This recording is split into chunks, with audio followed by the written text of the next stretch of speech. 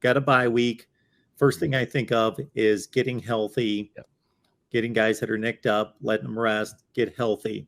In addition to that, what do you think is this team's focus in trying to get set for the next game now that they've got extra time?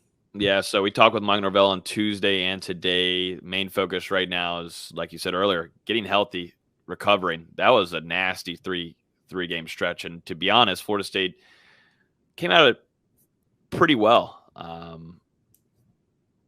I always look at the front line and Florida State's offensive line and who came out alive, who didn't, who's going to be out for weeks. But right now, Florida State's feeling pretty good on that front line, so there's not much worry there, and the more health there will help. I think biggest thing will be for Robert Scott. He had a really rough game at the tackle position against Clemson. I don't think he's fully healthy yet. I'm hoping that, for Florida State's sake and Coach Atkins, this rest that they'll have a couple days off here and then they'll get back to work. But, building some strength and getting some healing done is going to be key for FSU. Guys like Jared Verse, who's been dealing with an injury for the last couple of weeks, going all the way back to that Louisville game, him having to still deal with that. Florida State is going to want to have him back fully healthy for this next little stretch of games. Also, Jordan Travis still, dealing with some thing. I think he's fine. He's out there practicing full and everything, but just extra health and recovery for him will be big. Some things to keep an eye on are, number one, Fabian Lovett. We lost, Florida State lost him at the LSU game. I think second to third last play, just extremely unfortunate events. Weird play where he kind of tweaked his leg there. We never got confirmation or anything official on what kind of injury it was, but it seemed like a lower leg injury, maybe ankle, Achilles, something like that. Haven't seen him since the LSU game, but on Tuesday he was fully padded, practicing. We'll see how limited he'll be going into next week's practices as Florida State prepares for Georgia Tech. But got to see him in person the last couple of days. It's crazy how big of a leader he has been for FSU, not just whenever he's on the field, but off the field, like he's been since almost 5 games all the way back to early September. Just how big he is and being in that huddle and the presence that he brings to that team. I mean, if you go back to Saturday night, he led the whole team after warmups and had a talk with them before they went back into the locker room. He's a big time factor as a leader for Florida State Seminoles, and it's been great to see him back out there on the field. I think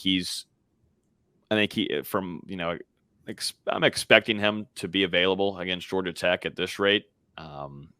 And we already talked about it earlier, but he plays so much better Robert Cooper plays so much better there, and that interior defensive line with him beside him. So it'll be good to have Fabian Lovett back.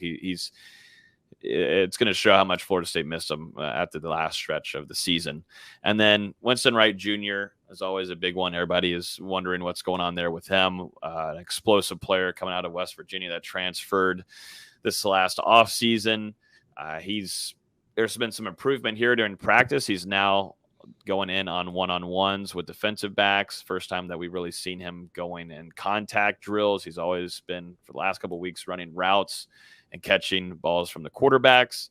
He's now doing one-on-one routes, still trying to get better and improve. And I think it's going to be a little while still before you will see Winston Wright Jr. And we'll also see if there's a plan to get him into the fold for 2023, but at least you're seeing some progress there for Winston Wright, and he's trying. I promise you, he is trying his hardest, and he tweets, a few times during the week, 1% better. I'm trying to get back, and I think it would be an extremely special story to see him get back there onto the field and compete, because I know he wants to. Mike Norvell wants him out there a ton, but it's got to be safe for him. And right now, I just don't think it's that way. We'll see how Florida State wants to deal with it moving forward, but it's just been good to see him out there competing in one-on-ones against some of the defensive backs starting on this last Tuesday. So there's definitely some progress there happening for Winston Wright Jr., but we're kind of getting near this last little stretch, and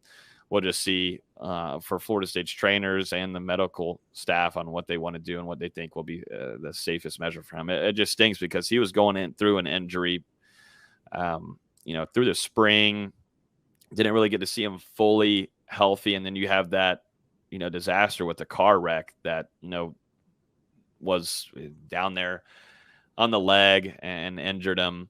And he's still recovering from that. And that's just not an easy thing to come back from. We're never going to get an answer on what officially happened, and we don't really need to, but it's just a long recovery process. And we'll see if we see Winston Wright Jr. in 2022. But the good thing is that he's out there and he's now being able to compete with some defensive backs for the first time this season.